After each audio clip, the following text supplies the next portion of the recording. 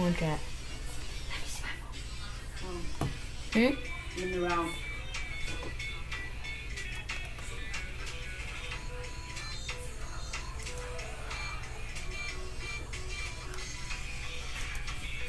Yo. Oh. Alright.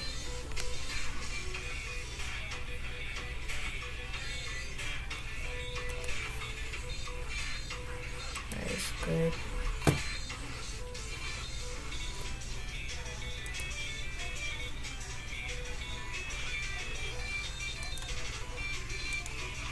Alright, it's working.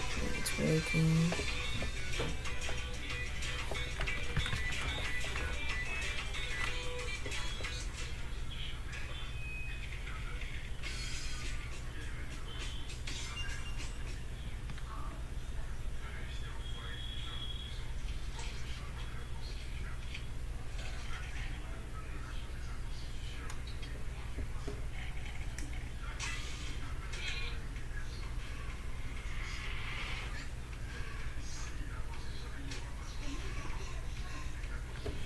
Why is it going back?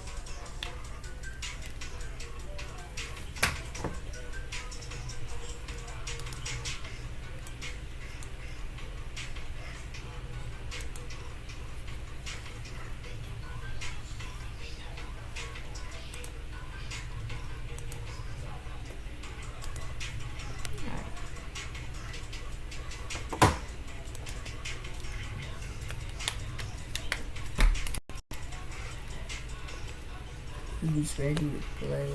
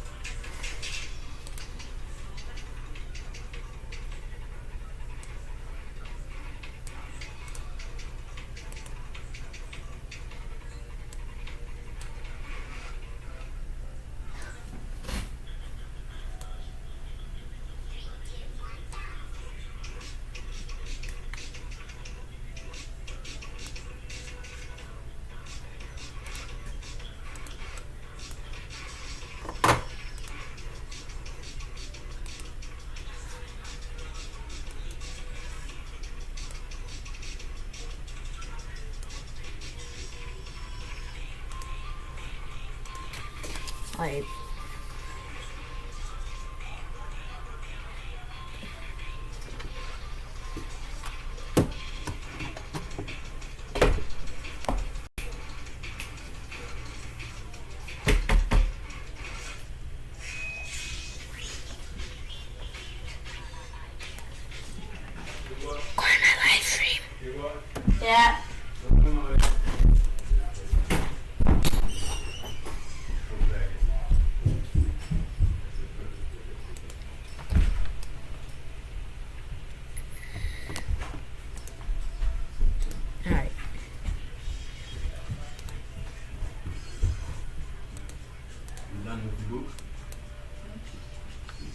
fear.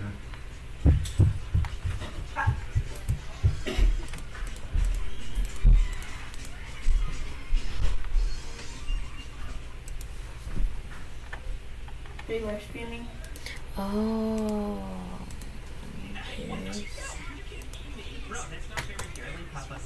Okay. One chat.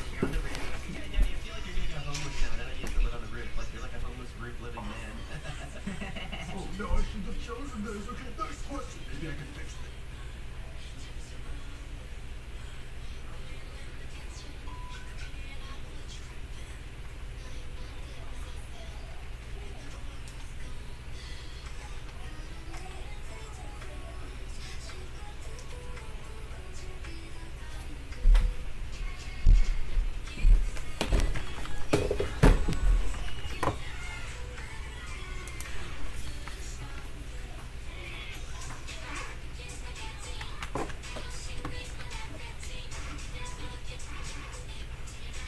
Hope it's not lagging for you guys.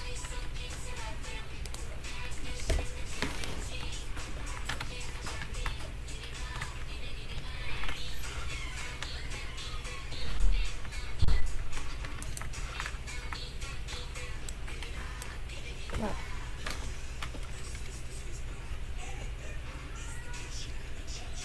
I'm lagging way too hard. I was scared this was gonna happen.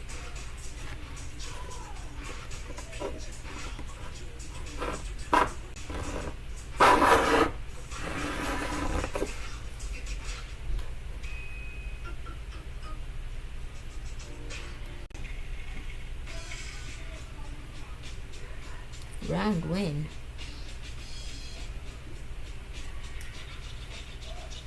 I don't know what's happening, Jack.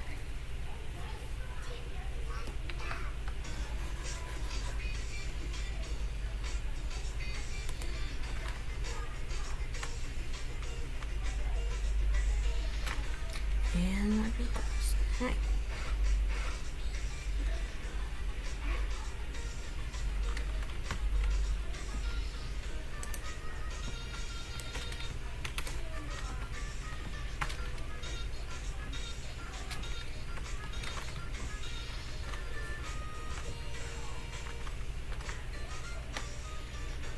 Oh shoot, I didn't even see it, bro. I was blinded.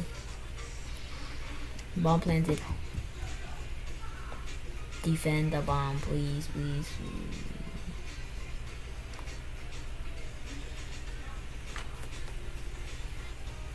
Yes. What?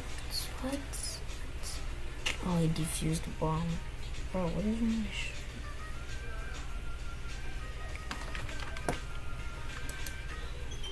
It's my prime round.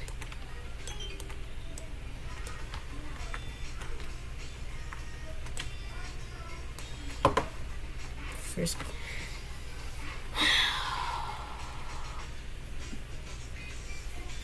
My fourth loss, bro. I'm not in my prime right now.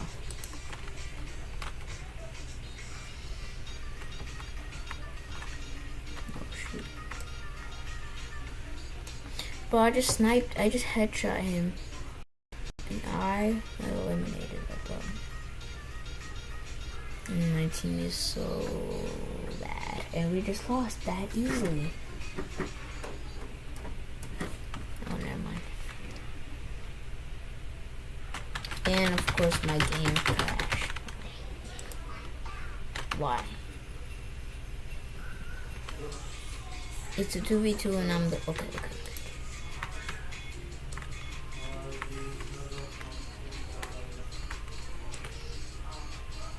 Let's go! Let's go! Let's go! Let's go! Let's go! Let's go! Let's go! Let's go! I'm hammered. Who's getting the bomb? Okay, good boy. Lag.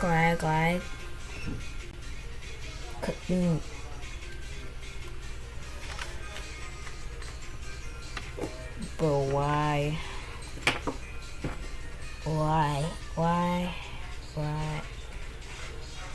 Okay, wait, I just moved.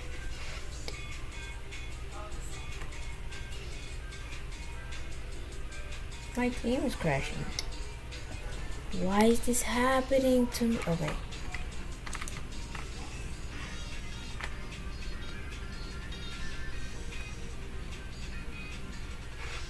Promise you I'm about to get 2v1'd. And I'm lagging. Yeah, I just got killed. My ping is 41 and I have 17 FPS, bro. This is trash.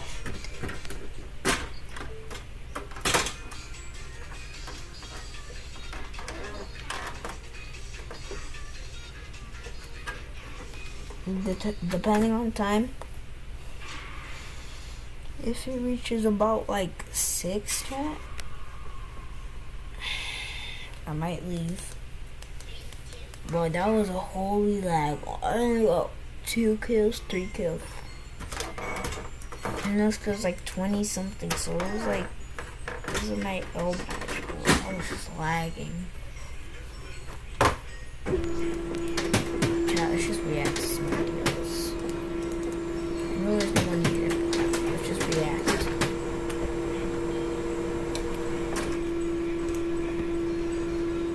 It's like lagging so hard. Let's just hope there's absolutely no...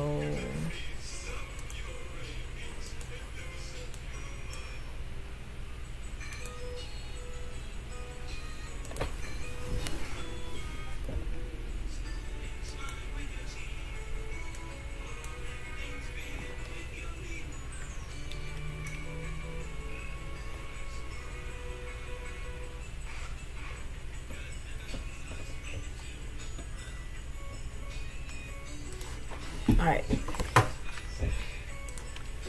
Let's just react to some funny videos, chat.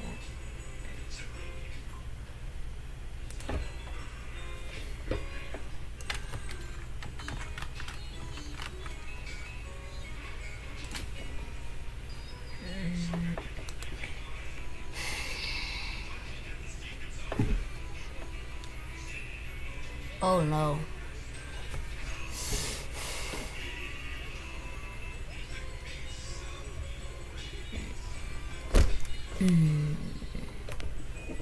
Massive.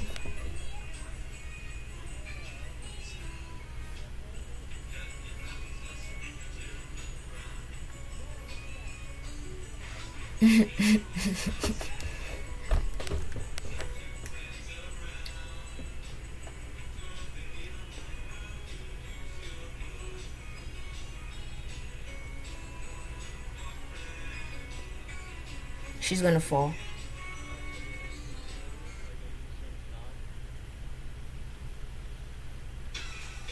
What? Oh.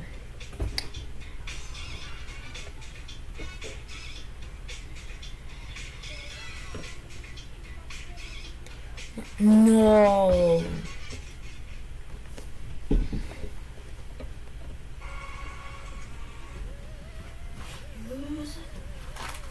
Are you live? Let's watch some his story. Hey. His story's so tough.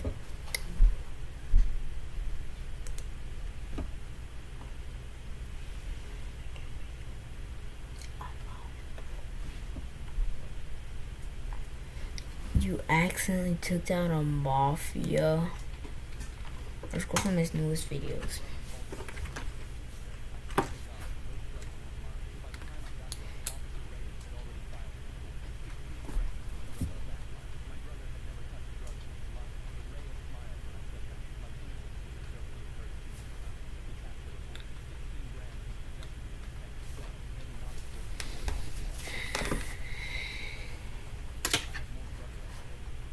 Oh no.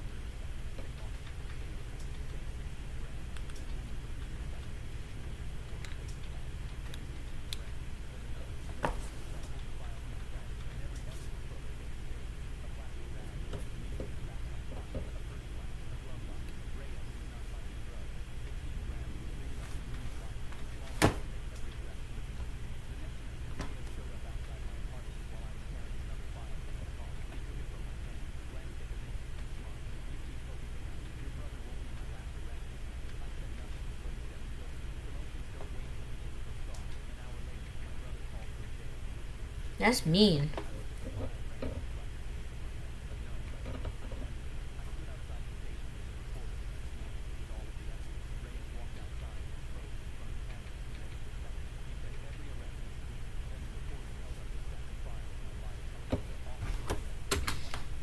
Oh, no, no, no, no, wait.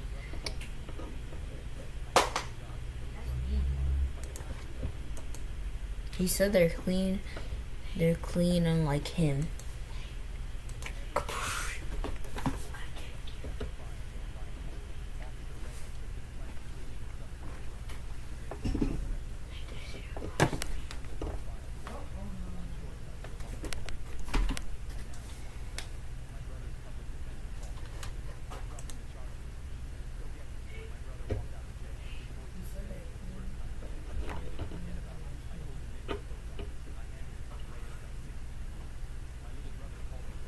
See, that's just straight mean, bro.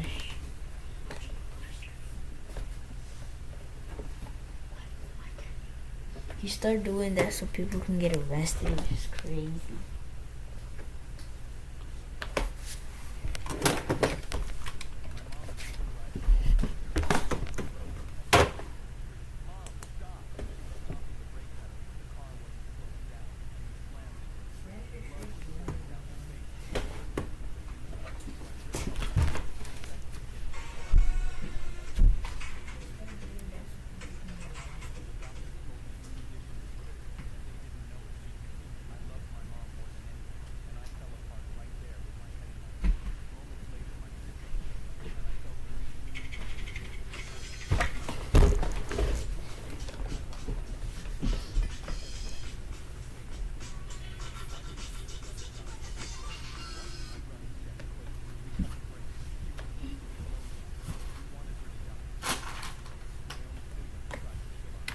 That's just disrespectful, bro.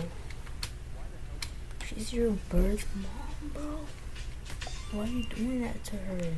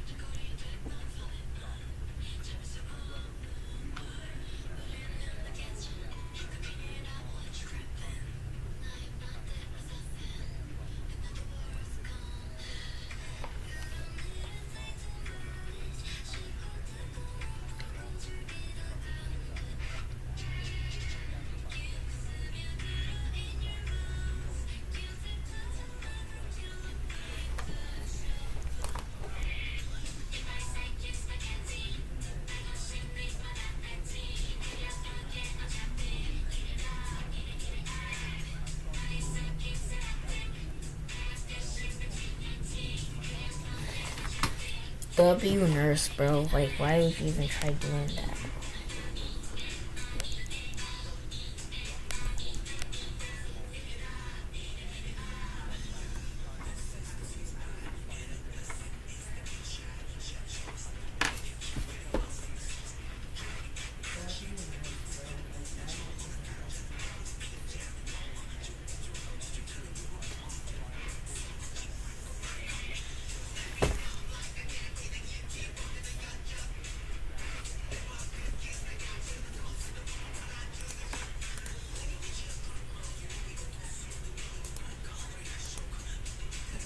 Watch out.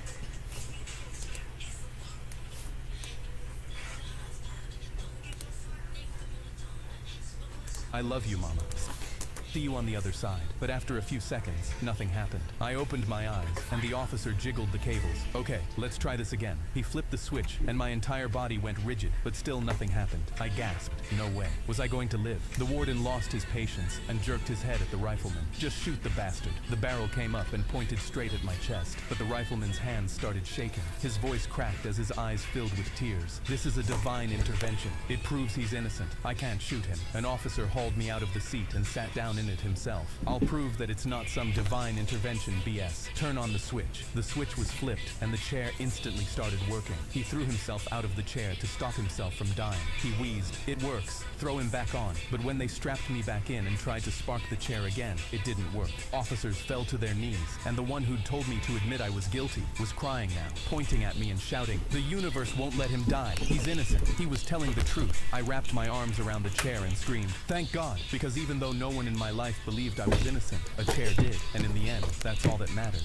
The officers walked me down. That's so tough. My wife slid a manila envelope across her parents' dinner table and said, "I know about Catherine." Nobody had touched the food. Her dad sat with both hands folded beside his plate. Her brother blocked the doorway with his arms crossed, and Natalie was sitting at the opposite end of the table instead of beside me. I opened the envelope. Credit card charges, hotel photos, screenshots from a contact saved as K. Every Tuesday for 3 months, highlighted in yellow. "Before you lie," her mother said. "We hired someone." My fork slipped off the napkin and hit the floor. I tried to stand. Her brother stepped forward. "Sit down and explain who she is." Every time I opened my mouth, someone threw another page at me. A hotel lobby photo, a restaurant receipt, a text from Kay that said, "Perfect night." Natalie tapped the paper with one shaking finger. "Was I supposed to find out before or after you took her to our anniversary spot?" I said. "Please let me explain." Her dad pushed a folded document across the table. "She already filed. Divorce papers." My chest went hollow. "You filed before asking me?" Natalie's brother shrugged. "We wanted proof first." I reached for my phone, but her mother moved between us. "No private conversations. Say it here." That was when tiny footsteps creaked above us. My stomach tightened. "Where are the kids?" Natalie wiped her cheek. "Upstairs." I gripped the chair. "What did you tell them?" Nobody answered fast enough. Her mother lifted her chin. "We told them Daddy made grown-up mistakes and would live somewhere else." The room blurred around the yellow highlights. "You told our kids I was leaving them?" I pulled my own envelope from inside my jacket and dropped it on the table. Cream paper slid out first, followed by a guest list with every name in that room printed under family. K is Catherine Benner, the event coordinator at Grand Lakeview. The hotel charges were deposits. The restaurants...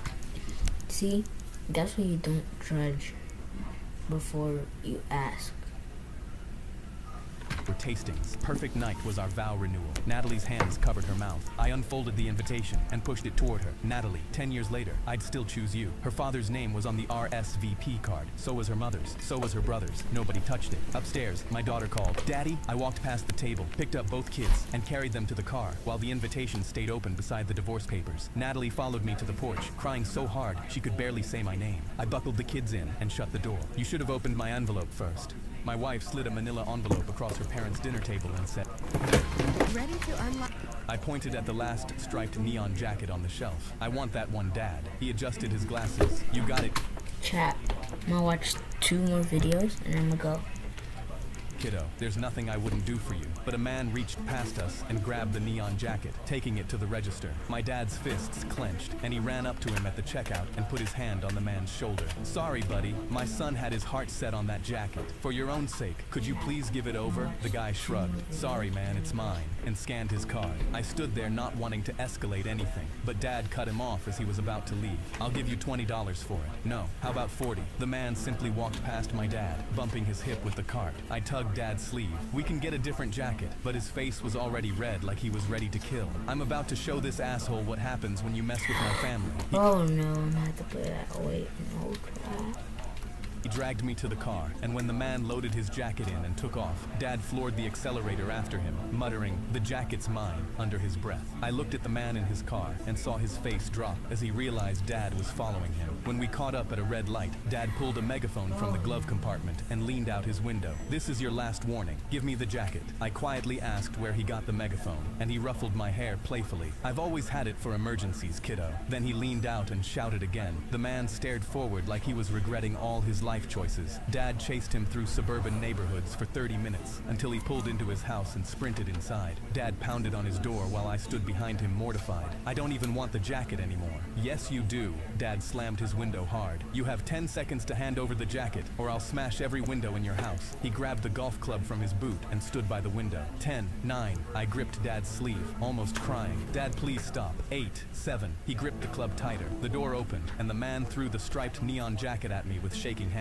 "Just don't hurt me, please." He closed the door immediately. Dad stared at the jacket in my arms, and his face instantly became normal again. "Told you there's nothing I wouldn't do for you." In the car, he laughed to himself, and I didn't even have to pay a dime. I should do this more often. I didn't say a word. I just looked at my jacket and started mentally calculating how much bail would cost. I pointed at the last striped neon. Thinking how much bill would cost. Huh? can't file a report if you don't know what their name is, bro. Wait. You know what he looks like. Jacket on the shelf. Yeah, both cook.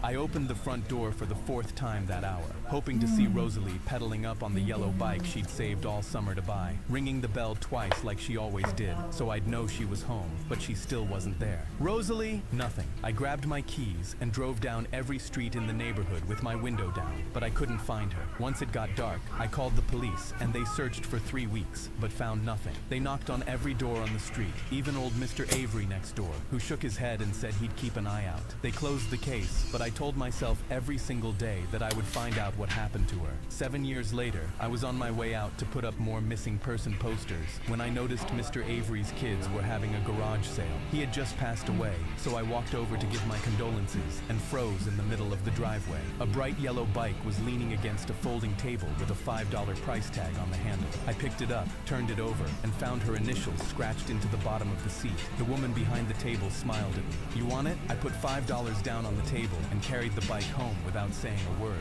I sat in my garage staring at it and thought about the man who had lived 30 feet away from me for 7 years. Then I picked up the phone and called the detective who worked Rosalie's case. "I need you to come to my house right now." They searched the property the next morning. I stood on my porch and I'm guessing that that was the daughter's bike, and they had it, and they're trying to find out what happened and where she is. watched them carry things out of his shed one by one until one of them stopped, looked inside a box, and went very still. The detective crossed the lawn toward me, and I already knew. Did they find her in the box? No way they found her in the box. I could not speak. He put his hand on my shoulder. We found enough evidence. It was him. The man who took my daughter had lived 30 feet away from me for the last 7 years, and even his own children never knew who he really was, or that they'd sold me the one piece of my daughter I had left. Told you, chat. I was at my school's Alright, last annual video. Skittles guessing contest, waiting for the teacher to announce the winner. The prize was a brand new Nintendo Switch, and I'd never wanted anything more. The teacher shouted, "We have a winner!" And Giving out a Nintendo Switch in school, chat? Like, bro, what? School is for learning, not to give out a whole Nintendo Switch, bro. That's like $400 and you can get it for free. pointed right at me. I jumped out of my seat screaming, but before I could grab my prize, a kid named Jason snatched at the box. He'd won this contest every single year. I was only one number off. That Switch should be mine. I pulled it back towards me. No way, I won it fair. His face dropped. A real winner would just give it to me, and I'll make sure you do. I didn't know what he meant by that until he fell onto the floor crying. Jason put his hands over his face, real tears coming out, performing a show for everyone to see. You don't understand. My parents have cancer, and winning this was the only thing that made them happy. The whole room gasped and turned to me. Suddenly, I was the villain, but I wasn't sure if he was lying or telling the truth. "Please," he choked out. "They don't have much time left." They were so That's a really bad and not good lie to say, bro. That's like really bad to say. It's like a really bad lie. And then as soon as people find out it's a lie, you're good. excited for me. So do not say that in school if it's not true. The teacher knelt beside him and rubbed his back, then looked up at me. "Maybe you could let him have this one." For his parents, everyone was staring, waiting for my response, but my stomach twisted. If his parents were really dying, I'd be a bad person. I didn't want to be cruel. So slowly, I held out the Switch and placed it in his hands, my heart breaking. I'm sorry about your parents." Jason looked up, and suddenly the tears stopped, and he smirked. But giving him the prize was the best thing I could have done, because moments later, 2 adults walked in, beaming. Jason yelled, "Mom, Dad, I won! The Nintendo's mine!" The teacher lit up and rushed over to them, taking their hands. "You must be so proud, and I'm so sorry about your battle with cancer. I hope you both recover soon." The parents stared at him, confused. "Huh?" The teacher blinked. "Jason told us about how you both are ill." She put her hand on my back. "And this sweet boy gave up the prize for your son to see you happy." Jason went white. His parents turned to him. "You told people we had cancer?" The whole room realized Jason lied to get the prize, and the teacher's face hardened. "You're banned from this contest. Now give your Switch back to the real winner." Jason's parents pushed him towards me. Jason hesitated. I smirked and said, That's just straight mean, bro. Like, he won that friend square and stole it from him, and you lied about that, bro. I hope he gets grounded for like 6 months. Said a real winner would just give it back to me. He dropped the switch into my hands, his face redder than the Skittles in the jar. I was at my school. His face redder than the Skittles in the jar. That's even more mean. Actually, no, it's not. But that's mean, bro. Saying his face is redder than the Skittles in the jar. Alright, bro. Alright, that'll be it for today's live stream. See you on the next live stream. Hope you have a blessed day on this July 6th or whenever y'all see it. See y'all on the next